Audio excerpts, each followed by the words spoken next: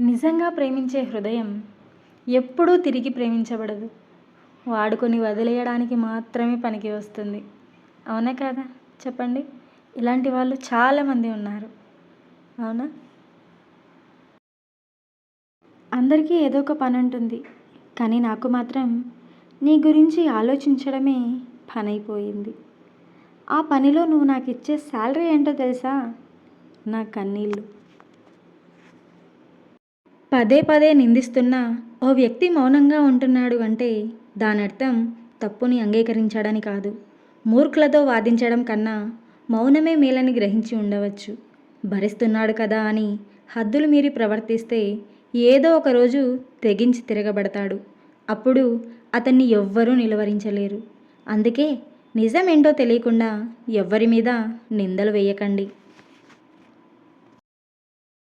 నా అనుకున్నది ఏదీ నాకు దక్కదు. అందుకే ఆశపడడం మానేశాను. లైఫ్లో మనం ఆశపడింది ఎప్పుడూ జరగదు. మన లైఫ్లో ఏం రాసిపెట్టి ఉంటే అదే జరుగుతుంది. అందుకే మీరు కూడా ఆశపడడం మానేయండి. ఓకేనా? నాకు నేనే. నాకు ఎవ్వరూ లేరు. నేను ఎవరికీ అక్కర్లేదు. నాకు ఎవ్వరూ అక్కర్లేదు. ఎప్పటికైనా నేను ఒంటరినే. మనశ్శాంతి లేని జీవితం మరణం కంటే ప్రమాదకరమైనది. నా జీవితంలో మనశ్శాంతి లేదు, మరణము రాదు. కొంతమంది మందుకి బానిసవుతారు, మరికొంతమంది సిగరెట్కి. ఇలా చాలామంది చాలా వాటికి బానిసలవుతూ ఉంటారు.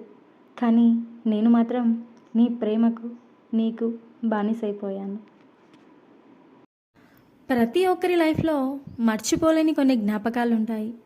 కానీ నా లైఫ్లో ఉన్నవి జ్ఞాపకాలు కాదు, గాయాలు. అవి నువ్వు చేసిన మోసాలు. నా జీవితంలో ఏ పుస్తకం చదివినా అన్ని పుస్తకాలు అర్థమవుతున్నాయి. కానీ నా జీవితం అనే పుస్తకం మాత్రం నాకు ఎప్పటికీ అర్థం కావడం లేదు. ఎందుకో మరి.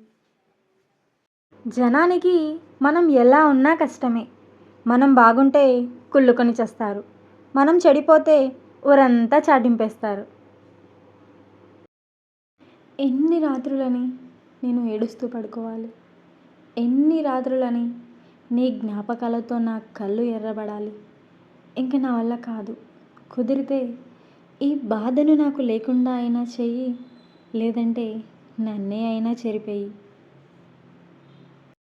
కోడళ్ళు అత్తలను అమ్మలా చూసుకోవాలి అని చాలామంది చెప్తారు. కానీ అదే చెప్పేవాళ్ళు అల్లుడికి మీ అత్తను అమ్మలా చూసుకో అని చెప్పచ్చు కదా. అలా మాత్రం చెప్పరు. ఎందుకో చెప్పండి.